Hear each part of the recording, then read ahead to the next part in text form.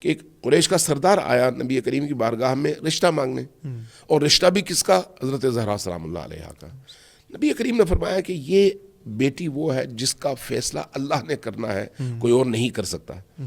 جب یہ فرمایا تو اس کو محسوس ہوا کہ شاید نبی کریم دینا نہیں چاہتے، اس لیے اس نے اپنی حیثیت جتلانی چاہیے اور کہا کہ یا رسول اللہ میرے پاس اتنے باغات ہیں، اتنے سرخ اونٹ ہیں، اتنی جائیداد ہے، اتنے محلات ہیں، اتنے فلان ہے فلان، یہ دنیاوی چیزیں، اس لیے میں آپ کی بیٹی کو بڑا خوش رکھوں گا۔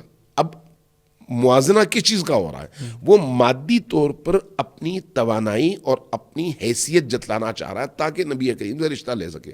نبی کریم ناظر ہیں اس نبیت کی طرف کہ بھئی یہ اللہ کی کنیز ہے، اللہ کی دی ہوئی نعمت ہے، اللہ نے فیصلہ کرنا ہے۔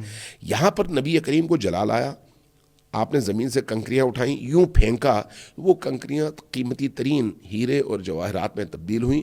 فرمایا کہ تم اس مادی چیز کو اپنے لیے شرف کا سبب سمجھ کر میری بیٹی کے رشتے میں اس کو دخیل سمجھتے ہو۔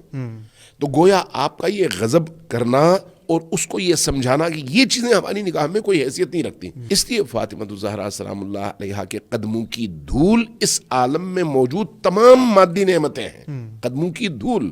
لہٰذا